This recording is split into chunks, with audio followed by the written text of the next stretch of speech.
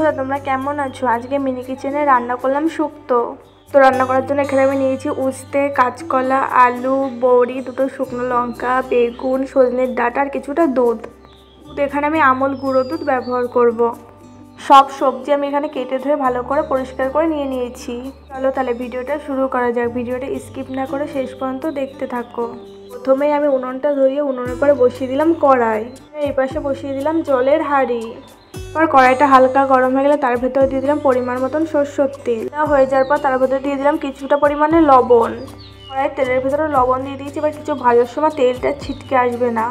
তেলের ভেতরে লবণ দেওয়া হয়ে যাওয়ার পর খুন্তিতে একটু নাড়াচাড়া করে দিলাম। পর কড়াইয়ের তেলটা গরম হয়ে গেলে তার ভেতরে দিয়ে দিলাম কেটে রাখা বেগুনগুলো দেওয়া হয়ে যাবে। খুন্তিতে একটু ভালো করে নাড়াচাড়া করে দিলাম।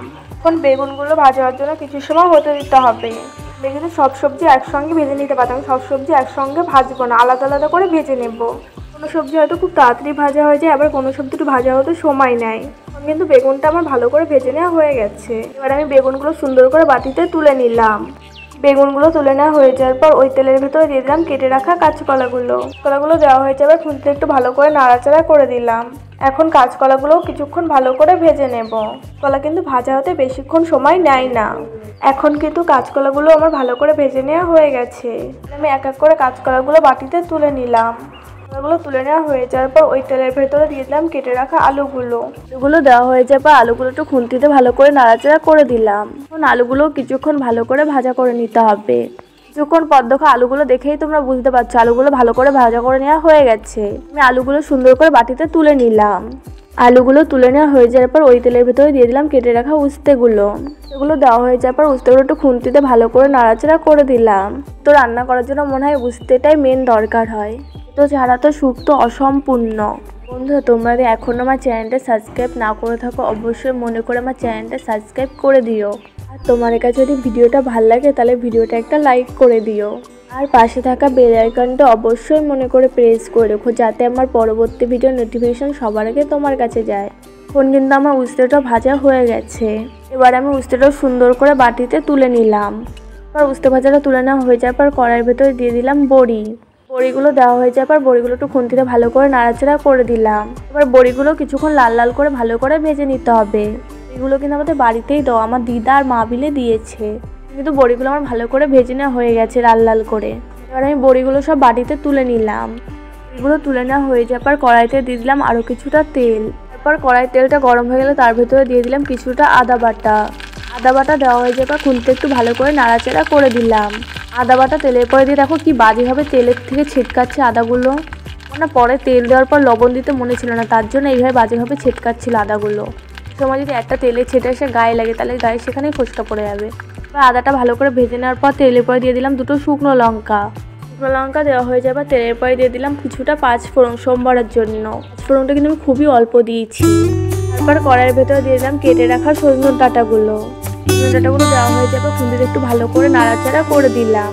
আমি সব সবজিগুলো আগের থেকে ভালো করে ভেজে নিয়েছি। সজনে ডাঁটা যেহেতু ভাজিনি তার জন্য আমি কড়াইতে কিছুক্ষণ সজনে ডাঁটা ভালো করে ভেজে নেব।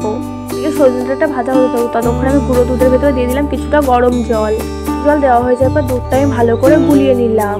তো এটা আমল গুঁড়ো দুধ ছিল তার জন্য আমি ভালো করে গরম জলটা গুলিয়ে নিয়েছি। এদিকে কিন্তু সজনে ডাঁটাগুলো মশলার সাথে ভালো করে ভেজে নেওয়া হয়ে গেছে। আর সজনে ডাঁটার ভিতরে দিয়ে দিলাম যে দুধটা গুলে রেখেছিলাম সেই দুধটা দেওয়া হয়ে যাবে। খুন্তিতে একটু ভালো করে নাড়াচাড়া করে দিলাম। শুক্তোর ভেতরে সবজিগুলো পরে দিয়ে দেবো। এখন এটা কিছুক্ষণ হতে দেবো।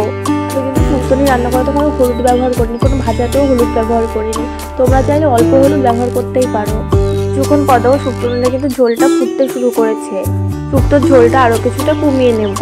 কিছুক্ষণ পর শুক্তোর ভেতরে দিয়ে দিলাম ভেজে রাখা সবজিগুলো দেওয়া হয়ে যাবে। তারপর দিয়ে দিলাম ভেজে রাখা উস্তে দেওয়া হয়ে যাওয়ার পর শুক্তোর ভেতরে দিয়ে দিলাম ভেজে রাখা বড়িগুলো। কিছু দেওয়া হয়ে যাওয়ার পর শুক্তোটা খুন্তিতে একটু ভালো করে নাড়াচাড়া করে দিলাম। শুক্তোটা আরও কিছু সময় হতে দিবে আর শুক্তো আরও একটু ঝোল কমিয়ে নিতে হবে। তো খেতে তোমরা কে কে পছন্দ করো অবশ্যই কমেন্ট করে আমাকে জানাতে ভুলবে না। তোমরা পাশে থাকলে আমি তোমাদের আরও ভালো ভালো রান্নার ভিডিও করে দেখাবো। তো খেতে আমার তো খুব ভীষণই ভালো লাগে। এখন দেখো শুক্তোটা দেখতে কত সুন্দর লাগছে। আমার কিন্তু শুক্তো রান্না কমপ্লিট। নামানোর আগে তার উপর দিয়ে দিলাম কিছুটা ঘি। তো ভেতরে ঘি দিয়ে খুন্তিতে একটু ভালো করে নাড়াচাড়া করে দিলাম। দেওয়া হয়ে যাওয়ার পর দেখো শুক্তোটা দেখতে আরও বেশি সুন্দর লাগছে। এবার আমি শুক্তোটা সুন্দর করে বাটিতে তুলে নিলাম। বন্ধুরা, তোমাদের কাছে আজকে মিনি কিচেনের রান্নাটা কেমন লেগেছে অবশ্যই কমেন্ট করে কিন্তু আমাকে জানাতে ভুলবে না। তোমাদের কাছে যদি ভিডিওটা ভালো লাগে তাহলে একটা লাইক করে দিও। তোমরা আমার মিনি কিচেনে আর কী রান্নার ভিডিও দেখতে চাও সেটাও কমেন্ট করে আমাকে জানাতে পারো। শুক্তোটা কিন্তু খেতে হয়েছিল খুবই টেস্টি। তোমরা একবার বাড়িতে আমার মতন করে রান্না করে খেয়ে দেখো। ভিডিওটা ভালো লাগলে লাইক, কমেন্ট, সাবস্ক্রাইব, শেয়ার করতে একদম ভুলবে না।